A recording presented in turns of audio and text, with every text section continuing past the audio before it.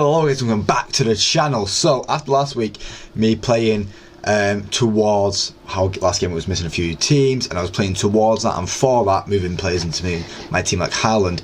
This is how my team looks going into next game week, and you know what? I'm pretty happy with how the team looks.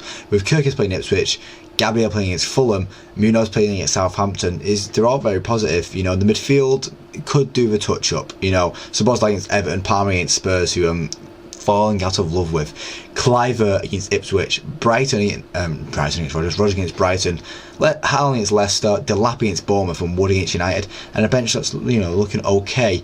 But around this time of the year, it's a pretty good time to play the wild card. And there's obviously a few players in this team that I really want to start moving away and looking out elsewhere. So we are going to go and do some wildcard testing. As I said, there's a few players that I'm very happy with and how the rest of the season is looking. It's pretty nice. Like Kirkes, I wouldn't want to get rid of Kirkes until these, like, after 3 games. These next 3 games look nice for Kirkes, so we can stay for these next 3 games. Munoz has a very nice... does he? That's what I'm saying. You have to look and be like, right, how is your season looking? Robinson, I feel like Fulham fell off, and I'm not here for anymore. Nico Williams against United, and then Aston Villa, and Everton. You know, it's teams where, you know, he can do something. Whether I want to upgrade that to someone like Ola Aina or Milenkovic, who seems to be getting more involvements recently, but we'll keep Nico Williams just for his cheaper price. Gabriel just not getting the goal involvements that he used to. Like, look at it. He's not done anything in terms of like goals. He's only scored about 3 goals all season. It might be time to jump off of Gabriel to get some money back in the bank. I'm bored of Rashford just not starting games. It's just not here. I'm not here for it anymore.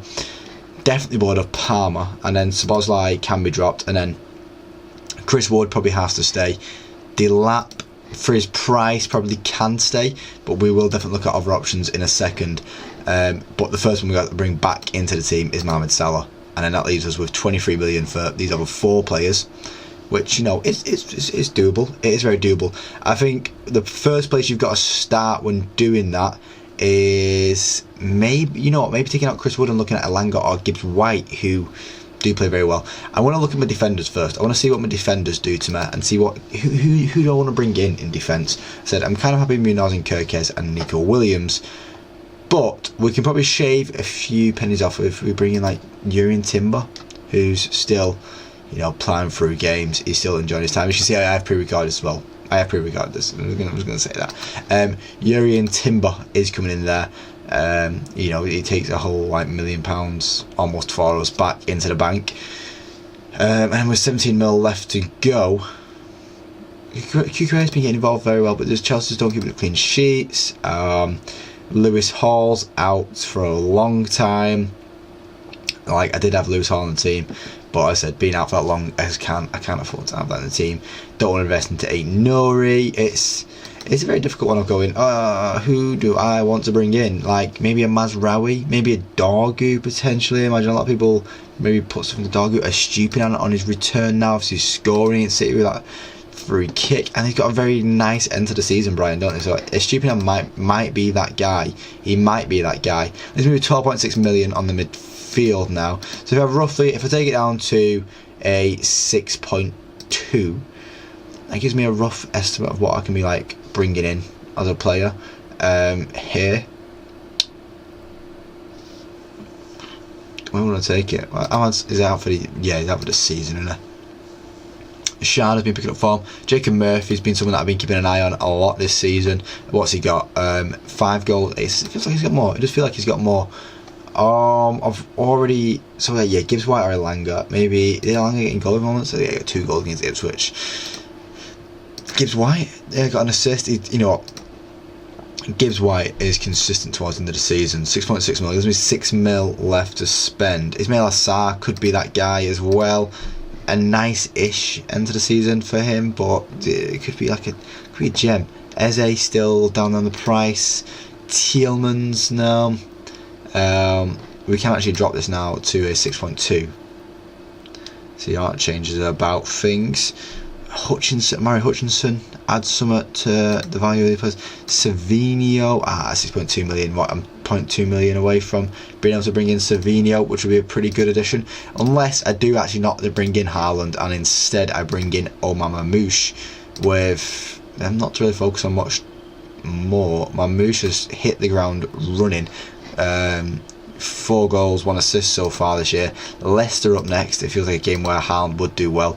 But 7.2 mil there on my Moose frees up another 7.3 mil.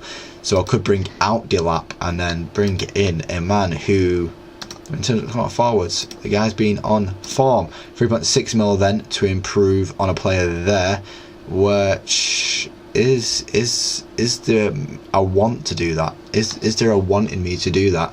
I could also drop Pickford out of the team because look at that run is horrendous for Everton towards the end of the season. Maybe I want to invest it in someone else who's got a much nicer run. So we will actually go on to looking at goalkeepers for a second here. Sells. Now I've already got investment into that Forest defence. Pickford's already got investment. Brentford. Oh, I don't want to invest too much into that Brentford either. Liverpool, it might be Alisson. It just might be Alisson that we invest into. And I expect Alisson to get us some clean sheets throughout the end of that. 3.1 million now that I can invest into someone. Let's take that to midfielders and put it down to like a 10.2 pound midfielder.